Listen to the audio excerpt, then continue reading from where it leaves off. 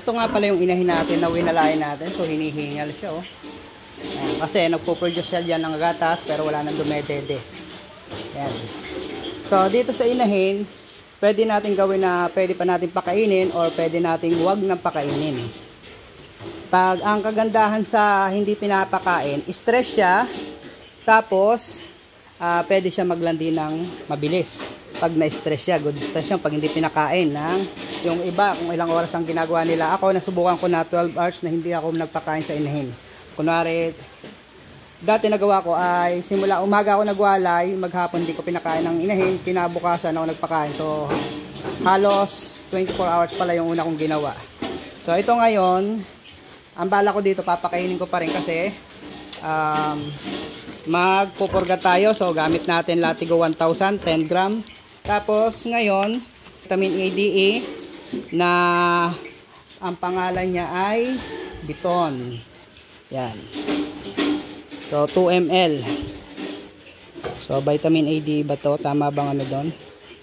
Oo nga, ADE. So ayan oh. Vitamin ADE. So yan. So ang ibibigay natin dito 2 ml, tapos papakainin natin ang inahin natin. Lahok na natin ang pampurga. Yan. So gawin natin inject muna bago purga. Pwede rin. Tapos kuha tayo ng gigel. 2 ml lang naman to. Kaya hindi ito masyadong ano sa kanya. 2 ml lang i-get natin.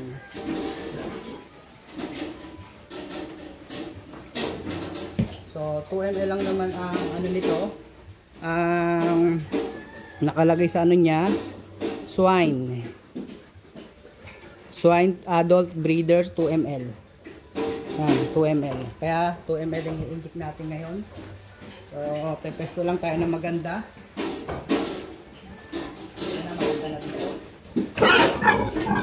Okay.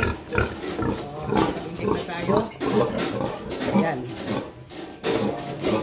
Ulit.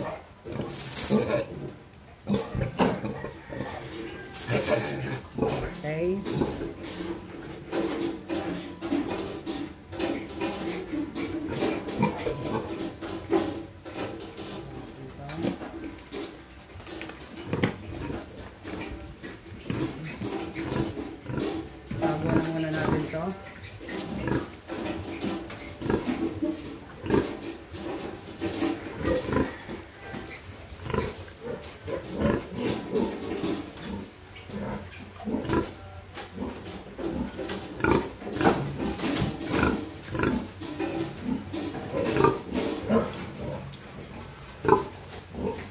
Tapos, mimix na natin tong Latigo 1000 sa yan.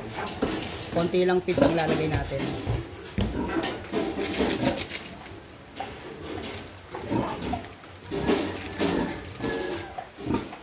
Ilalahat na natin to. Yan.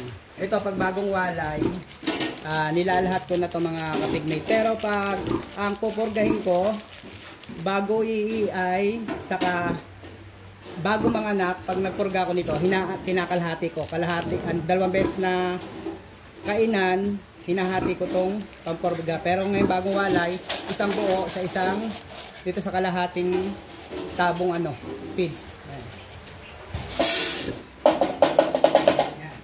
So hindi niya kakainin kasi maano siya. Ang amoy ng Latigo mga kapigmate ay matindi. So napagpawala ng gana to ng kain ng inahin. Kaya mas maganda kalahati lang. Pero sa akin, kaya ako inisa buo. Kasi ito na last na kain niya. Sanay kasi siya na may kain nung may piglet pa siya. Kaya sure ako na makakain niya yan. Kahit anong sama ng amoy ng Latigo 1000, kakainin niya yan.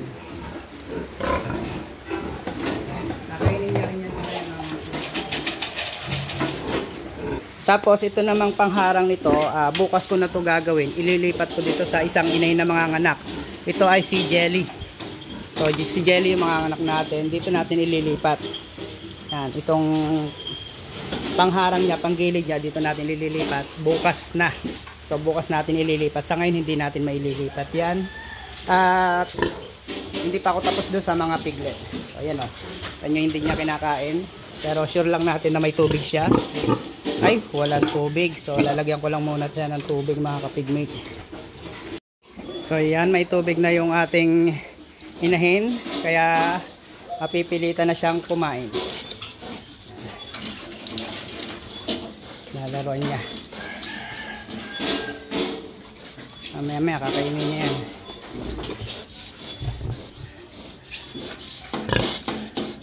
Wala siyang option kundi kumain.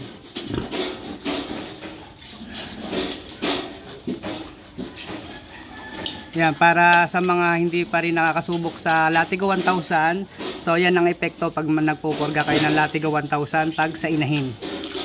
Yan. Nawawala ng gana o nawawala ng panlasa yung inahin. Kung hindi nawala ng gana, sabihin natin yung pang-amoy niya. Hindi niya gusto yung pang-amoy niya. So yan, binabasa pa ako. Ang lakas ng trip ng bab. Talagang binabasa ako. Mas ditong ano to. Naglalaroan na. So yan lang update natin yung sa inahin natin na winalayan. Check natin kung ilang araw to maglalandi mga kapitmate. Yan. Okay, so bukas tulo ang mga gatas niyan. Yan lang muna mga kapigmate.